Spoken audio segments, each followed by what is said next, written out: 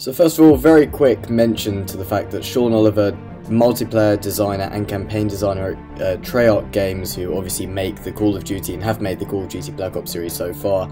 Shout out to him, how he's now following me and I'm following him back. Just a quick little mention to him, I thought that was quite cool to share all the information with you guys. Second of all, once again, I'm recording this video at uni, so please excuse the bad mic quality if you can hear any background audio and so on. I'm not editing it on Final Cut Pro, as I don't have it on this laptop with me, and I don't have my usual mic with me, so on and so forth, so you guys are going to have to put up with the bad audio quality, bad video quality. I know, sorry, but I am trying my best to give you guys all of this information in my tight schedule, especially with all the deadlines and so on due in at the moment, and revision and so on and so forth.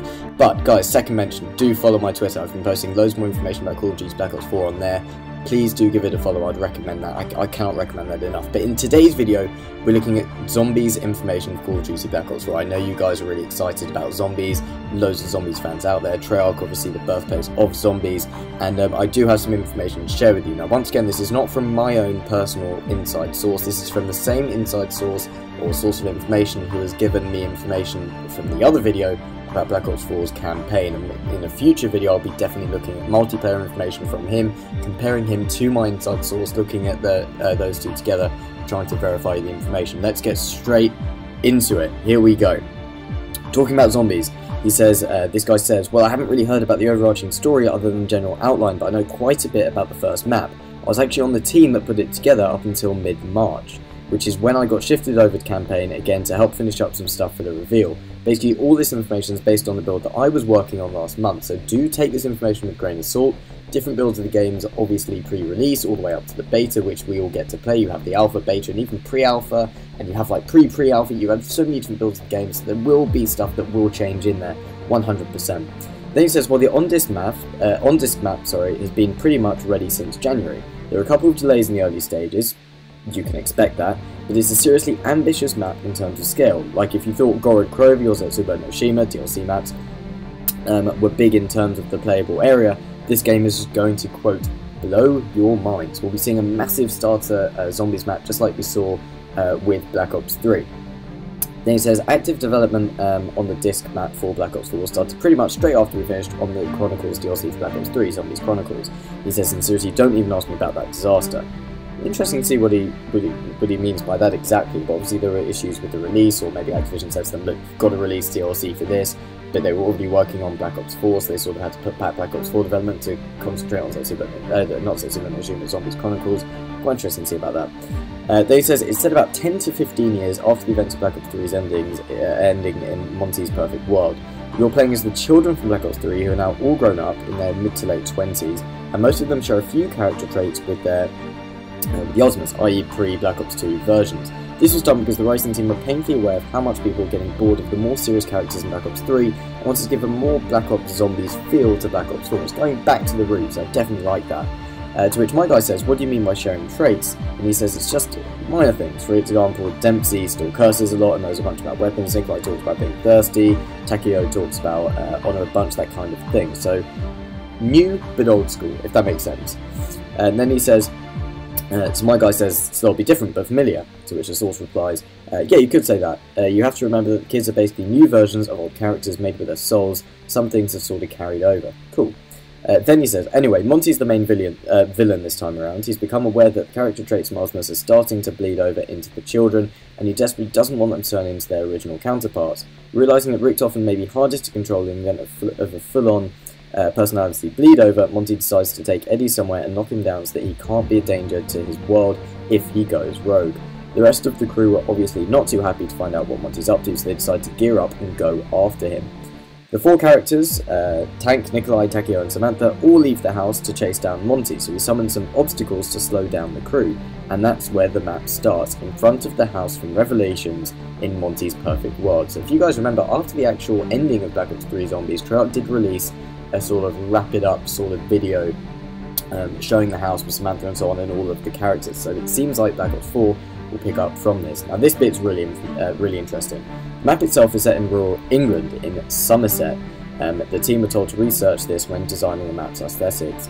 It's not a very traditional map in terms of structure. There's 3 distinct layers to the map, You've got a fairly big open area in front of the house to kill zombies in when you spawn, with 5 barriers and the options of 2 doors, into the church or into the house. It's a big loop in the end, so either way sees you going towards a farm. In the farm, you can open a staircase that will lead you to go down into a basement-style area, and this is where the map's big, quote, gimmick comes into play. It's not just the top level, but you play through 3 distinct tiers of the map going down. It goes from the ground level to the basement level, and then what everyone in the team called the, quote, lab level, close quote.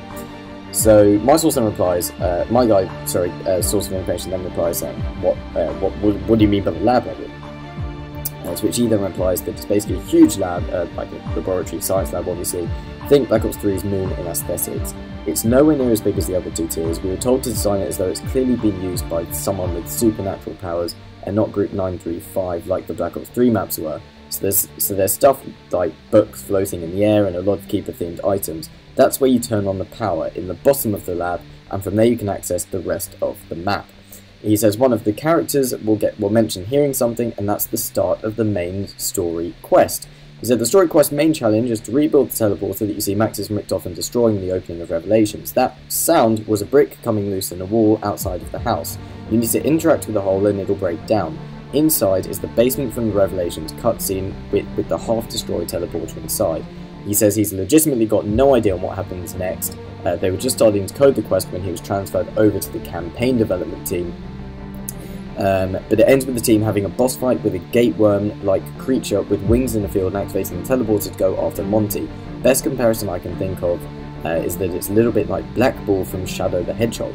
After beating the boss, the ending cutscene plays and you're teleported away to the next map's location. A few possible locations for DLC were thrown around. This is really interesting, this mention of DLC, including Edinburgh's Old Town, Hashima Island, Gaira Island, and an isolated research outpost at the South Pole. If we could play on the South Pole, that would be freaking awesome. All of the design decisions relating to them are going on at the moment though, so I'm afraid the information may end up being a bit out of date. Obviously take all of this information with a grain of salt. He then replies, it's definitely one of the most ambitious zombie modes we've ever put together. I can't wait to see how people react to it.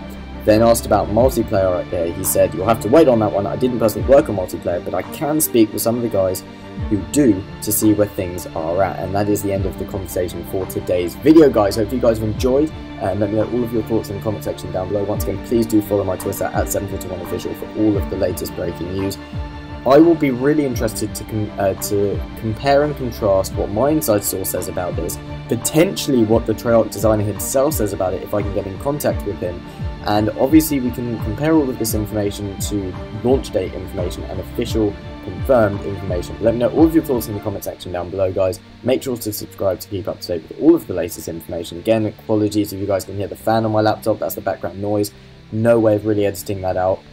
But hopefully you guys have enjoyed, and I'll see you all over the next video. Now guys, I just very quickly wanted to add something to the video. This is this source giving me the information. This is how he knows this guy working inside Treyarch, because he says he was good friends at college with him, and he went on to work at High Moon Studios, a company like Beanox and Raven, who always help with Call of Duty title development. He says that his current project is doing textures for Modern Warfare 2's remaster that's due out later this year. So I just thought I'd tell you guys and show you guys this is the source of information that I'm getting the information for this video and the campaign video from. This is not my own inside source. I cannot stress that enough. This is another source of information.